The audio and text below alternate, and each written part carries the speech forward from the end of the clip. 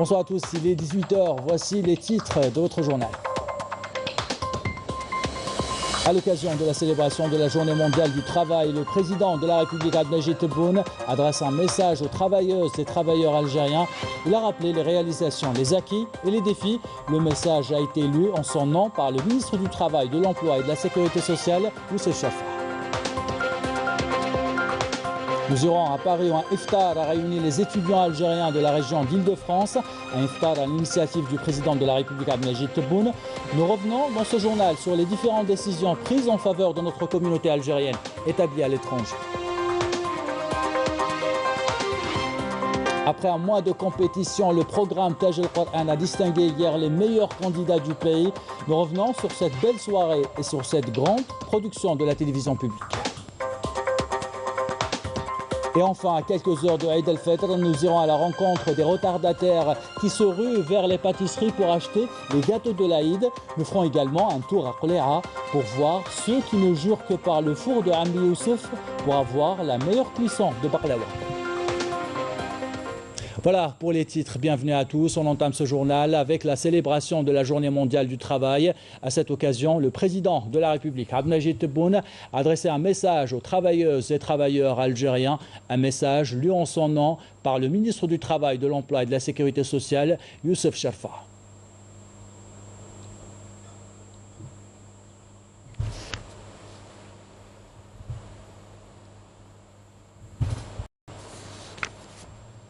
À cette occasion, le président de la République, Abdelmajid Tebboune, a rappelé les travailleuses et les travailleurs algériens à s'inspirer des engagements de leurs prédécesseurs. Le président de la République a rendu hommage aux victimes du terrorisme aveugle. Dans un discours lu en son nom par le ministre du Travail, de l'Emploi et de la Sécurité sociale, le chef de l'État a rendu un vibrant hommage à celles et ceux qui étaient au premier front durant la pandémie de coronavirus. On écoute le ministre du Travail. Et parmi les étapes historiques majeures devant lesquelles vous devez marquer une halte, la date de la création de l'Union générale des travailleurs algériens, au cœur même de la lutte armée, un 24 février 1956, date à laquelle est tombé en martyr le héros national Issat Idir, une des étincelles de la révolution bénie avec les autres martyrs et moudjahidines. Ces hommes et ces femmes qui étaient en première ligne de la lutte et qui, après l'indépendance, ont mené avec honneur et abnégation la bataille du recouvrement de la souveraineté nationale sur toutes nos richesses. Ceux-là resteront un véritable exemple à suivre. Nos travailleuses et nos travailleurs qui ont préservé jalousement notre pays et l'union sacrée de notre peuple, je m'incline donc avec respect devant leurs grands sacrifices et devant la mémoire de ceux qui sont tombés en martyrs en défendant l'Algérie durant la lutte pour son indépendance et pendant les années de terrorisme barbare, durant lesquelles des travailleuses et des travailleurs ainsi que des syndicalistes ont été lâchement assassinés. À leur tête, le martyr Abdelhak Ben Hamouda. Je rends hommage également à toutes nos travailleuses et nos travailleurs du secteur de la santé qui ont perdu la vie durant leur lutte contre le Covid-19. Et le président de la République, Abdelmajid Tebboune, a rappelé les différentes décisions prises en faveur des travailleurs afin de préserver leur pouvoir d'achat et d'augmenter leur salaire. Le chef de l'État a rappelé dans son message le caractère social de l'État algérien. On écoute le ministre du Travail. Par fidélité à mon engagement de la préservation, à la protection des droits des travailleurs et leurs acquis socio-professionnels, ensuite de la suppression de l'impôt sur le revenu global au profit des catégories à revenus limités, il y a eu la révision du point indiciaire, d'une allocation chômage et l'augmentation des pensions de retraite. Notre réflexion restera orientée vers l'élargissement des champs d'absorption des jeunes chômeurs. Les démarches entreprises pour lever les obstacles sur les différents projets d'investissement bloqués pour des raisons bureaucratiques qui a permis la création de 33 171 postes d'emploi à ce jour, ainsi que notre détermination à insérer d'importantes catégories parmi les titulaires des contrats de pré-emploi, dont d'un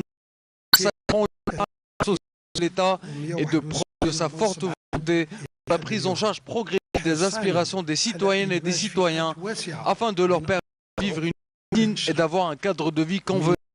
Il est utile de rappeler que la préservation du pouvoir d'achat, des emplois et de la prise en charge sociale figurent parmi les priorités auxquelles nous accordons un intérêt particulier et pour lesquelles nous œuvrons à mobiliser les ressources financières possibles, notamment au profit de la classe moyenne, des catégories à revenus limités et des couches démunies.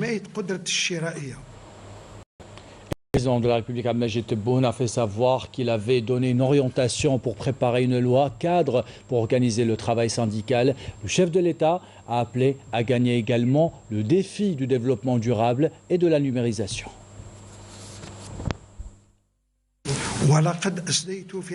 J'ai émis une série d'orientations afin de préparer une loi cadre qui organise le travail syndical, dont le contenu est appelé à être enrichi par le biais de consultations et de débats avec les professionnels. Ce projet de loi devra prendre en considération les chartes et accords ratifiés par l'Algérie, avec une représentation réelle des syndicats et l'engagement à promouvoir les droits sociaux professionnels des travailleurs, loin des conflits politiques qui ont vidé l'action syndicale de son véritable sens. Sur cette base, j'appelle toutes les organisations syndicales professionnelles des travailleurs à mesurer réellement l'ampleur de leurs responsabilités à l'égard des travailleurs, des travailleuses et des entreprises et du rôle qui leur incombe pour garantir la stabilité sociale, le développement de la production, l'augmentation du rendement et une adaptation continue aux mutations socio-économiques. D'autant que les tensions dans le monde nous interpellent à faire preuve de détermination et remporter l'enjeu des défis du développement durable et à gagner le pari de la numérisation et de l'économie de la connaissance, qui sont des piliers pour la réussite et la prospérité de toutes les nations. Et cette journée mondiale du travail sera célébrée demain, 1er mai. Le ministre du Travail, de l'Emploi et de la Sécurité sociale, Youssef Sharfa, a présidé les festivités officielles à Ain Defla, où elles ont débuté ce matin, où une délégation ministérielle accompagnée du secrétaire général de l'UJTA était sur place au programme levée du drapeau, dépôt d'une gerbe de fleurs et la lecture de la Fatiha du Saint-Coran.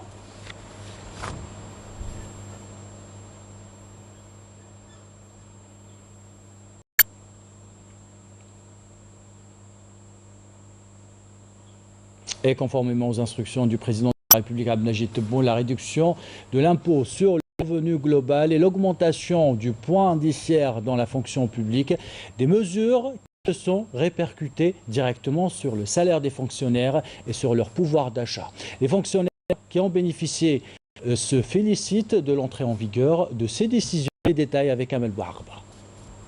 L'année 2022 aura été par plusieurs décisions importantes au profit des fonctionnaires visant une revalorisation des salaires à la faveur de la baisse de l'IRG et l'augmentation du point indiciaire dans la fonction publique. Autant de mesures saluées par les travailleurs. Nous avons bénéficié dernièrement de la réduction de l'IRG, ce qui a eu un impact positif sur notre pouvoir d'achat. Je remercie le président de la République pour cette mesure. Mon salaire a augmenté à la faveur de la réduction de l'IRG. En tant que fonctionnaire, j'attendais vraiment cette augmentation, car la vie est de plus en plus chère. Les décisions prises par le président de la République, Abdelmajid Tebboune, sont de nature à faire face aux effets de l'inflation et permettent d'améliorer la situation socio-professionnelle des travailleurs. Nous faisons partie des pays ayant pris la décision de revaloriser les salaires des fonctionnaires en pleine crise sanitaire et économique. De nouveaux acquis qui s'inscrivent dans le cadre de l'amélioration du pouvoir d'achat du citoyen, mis à rude épreuve face à la hausse des prix. Dans l'actualité de ce samedi, le président de la République, Abdelmajid Tebboune, a reçu aujourd'hui un appel téléphonique de son frère, son Excellence Cheikh Tamim Ben Hamad Al Thani, émir de l'État du Qatar, dans lequel lui a présenté ainsi qu'au peuple algérien ses vœux à l'occasion de Eid al-Fitr, en lui souhaitant progrès, prospérité. De son côté, le président de la République, Abdelmajid Tebboune, a remercié l'émir du Qatar pour ses vœux, lui souhaitant à son tour ainsi qu'au peuple qatarais paix et prospérité. Le président de la République, Abdelmajid Tebboune, a également reçu aujourd'hui un appel téléphonique de son frère Yamin Zerouel, ancien président de la République, dans lequel ils se sont échangés les vœux à l'occasion de Eid al-Fitr. L'ancien président Yamin Zerouel a souhaité au président de la République, Abdelmajid Tebboune, davantage de succès et de réussite dans l'accomplissement de ses nobles missions. Destination Paris maintenant, un iftar a été organisé au profit des étudiants algériens de l'Île-de-France. Initiative du président de la République Abdelmajid Tebboune. Qui a été donc chaleureusement accueilli par nos étudiants, un iftar qui leur a permis de se réunir autour d'un repas algérien. Mais au-delà de cette initiative symbolique, nous vous proposons dans cette couverture de revenir sur les mesures phares prises par le président de la République à destination de la communauté algérienne. Révision des prix de transport aérien, maritime également cet été, suppression des rendez-vous pour le renouvellement des passeports ou encore des numéros verts pour fluidifier la communication. Couverture de Afef Belhouchet, commentaire signé Nesrine Ben Saïdi. C'est un iftar au goût et aux saveurs bien algériennes qui se prépare à la Grande Mosquée de Paris. Un iftar destiné à des hôtes particuliers en ce dernier vendredi du mois sacré. Ils sont plus d'une centaine d'étudiants algériens installés dans la région d'Île-de-France à être les invités d'honneur du président de la République qui leur offre cet iftar à la fois solidaire et d'encouragement. Une première qui atteste de l'attention permanente que porte le président de la République aux conditions de vie de nos jeunes futures élites en leur offrant ce moment de communion, rappelant les ambiances ramadanesques du pays natal dont ils demeurent nostalgiques, particulièrement pendant le mois béni. Nous avons eu l'extrême honneur d'avoir été entendus, notamment de l'autre côté de la Méditerranée. Monsieur le Président de la République nous a fait le grand honneur, l'immense honneur d'offrir ce soir un iftar à ses étudiants. Et donc aujourd'hui nous sommes extrêmement fiers de cette action qui montre que le Président de la République s'intéresse à la communauté algérienne en France, s'est beaucoup préoccupé lorsqu'il m'a fait l'honneur de me recevoir à Alger lorsque j'étais récemment. J'ai vu qu'il s'était toujours intéressé à la communauté algérienne et il considère comme le père de la nation tous ces Algériens comme ses enfants. Et aujourd'hui, je crois que c'est un moment extrêmement important à la fois pour la Grande Mosquée de Paris et pour ces étudiants qui en ont vraiment besoin. Au-delà d'un geste à une forte symbolique, cet iftar s'inscrit dans un cadre bien plus large de mesures décidées par le chef de l'État en faveur de ces jeunes étudiants et plus largement de la communauté algérienne à l'étranger qu'il a placé dès le début de sa mandature parmi ses priorités. Ainsi, différentes dispositions ont été mises en place, telles que l'assouplissement de l'accueil des immigrés rentrant en vacances au pays, leur intégration au processus d'accès en Algérie au logement promotionnel public ou encore la possibilité offerte aux jeunes de cette communauté de pouvoir créer en Algérie des micro-entreprises dans de nombreux secteurs et de bénéficier des mêmes dispositifs accordés en la matière aux jeunes résidents en territoire national. Soucieux de veiller à la protection des Algériens où qu'ils soient, le président de la République a ordonné la mise en place de numéros verts au profit des membres de la communauté algérienne à l'étranger pour alerter contre des injustices éventuelles dont ils seraient victimes et les assister par une aide juridique via le réseau consulaire dans les pays d'accueil. À la veille de la journée nationale de l'immigration marquant le 60e anniversaire des manifestations du 17 octobre 61, le chef de l'État a appelé dans son discours l'ensemble des agents des centres diplomatiques et consulaires algériens à adopter de nouvelles méthodes de travail pour alléger les contraintes qui pèsent sur nos ressortissants algériens à l'étranger. Et je tiens à remercier le président donc Abdelmajid Tebboune pour son action et pour donc l'intérêt qu'il porte à notre jeunesse et à nos jeunes étudiants en France notamment et pour leur permettre justement de poursuivre et de réussir dans leurs études pleinement.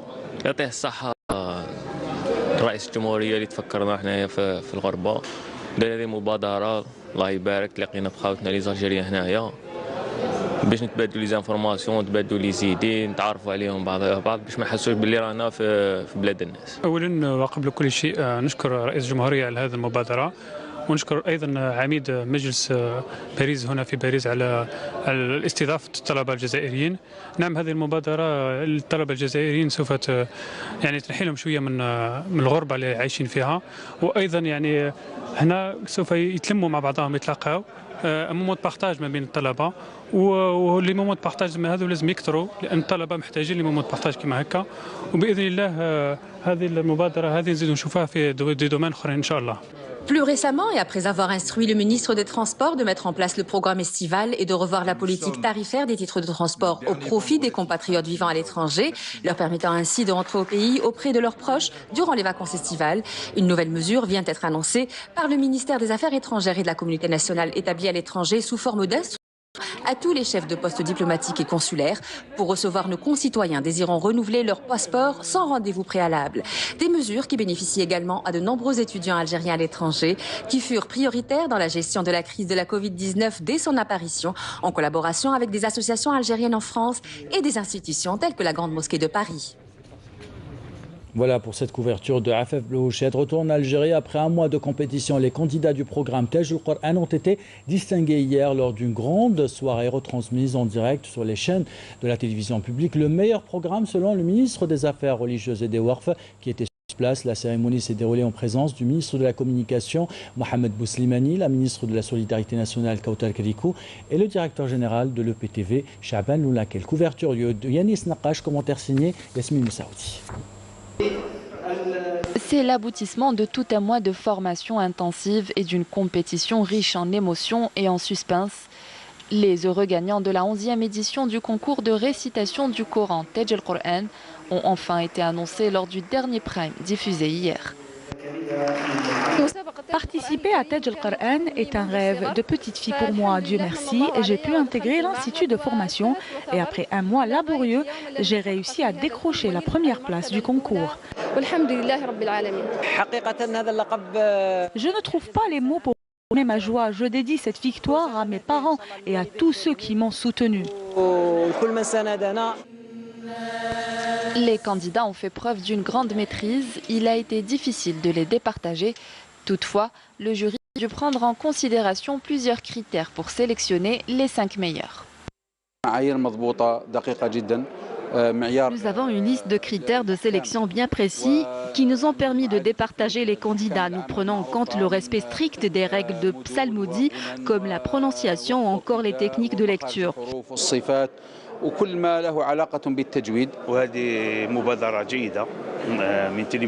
C'est une bonne initiative de la part de la télévision algérienne que nous encourageons vivement et nous espérons qu'il y en aura d'autres comme celle-ci.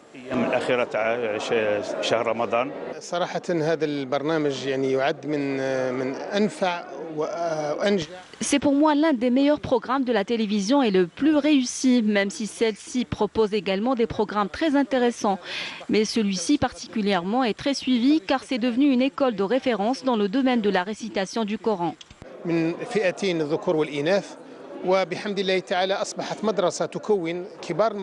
concours de psalmodie au profit des enfants à besoins spécifiques a également été organisé durant la soirée. Je suis très content d'avoir participé au concours.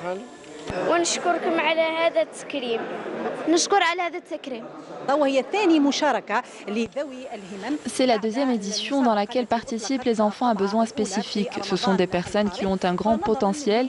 C'est pour cela que nous avons voulu les mettre en avant lors de cette compétition.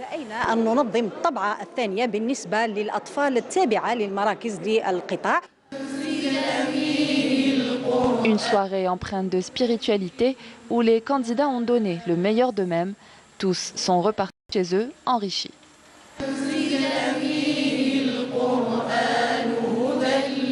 Et ce soir, nous serons fixés pour savoir si nous fêtons l'Aïd demain ou après-demain. La Commission nationale de l'observation du croissant lunaire du ministère des Affaires religieuses et des Waqf se réunira ce soir à Dar el-Imam à Alger après la prière d'El Maghreb.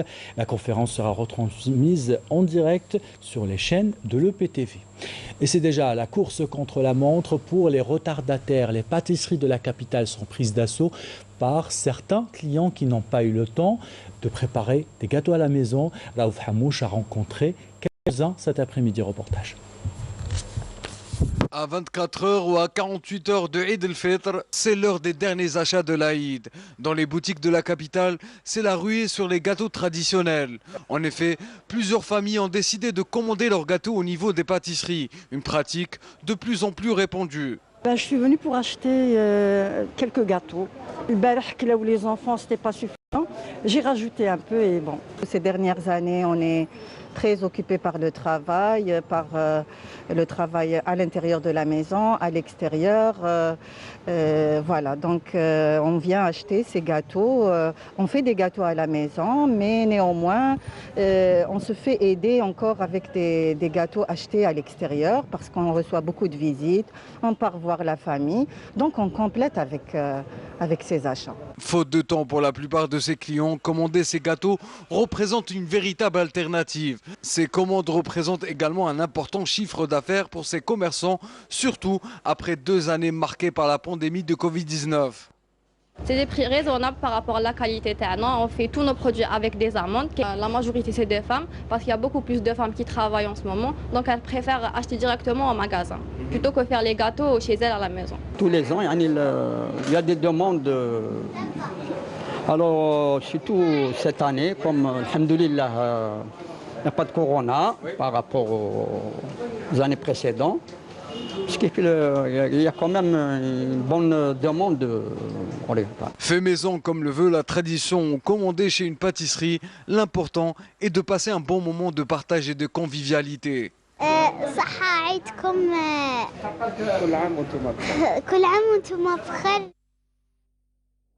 Voilà pour les retardataires. D'autres, par contre, ne jurent que par le fait maison. Notre reporter Amel Essiridir est allé à la rencontre des clients d'un grand four où Ammi Youssef fait perpétuer la tradition. Il reçoit des centaines de clients qui viennent cuire leurs gâteaux à l'ancienne. Il ramène principalement de la baklawa. Objectif, avoir une cuisson parfaite. Reportage. Nous sommes dans la ville de Qléa. Ici, les odeurs des gâteaux de l'Aïd embaument tout le quartier. Ces odeurs se dégagent principalement de cette petite porte. Derrière son four, Ammi Youssef exerce inlassablement ce métier depuis plus de 40 ans. Je fais la cuisson, uniquement. Oui. Je faisais du pain avant, des brioches et tout, mais vu qu'il n'y a pas d'ouvriers dans ces fours-là, il n'existe plus, j'ai fait ce métier.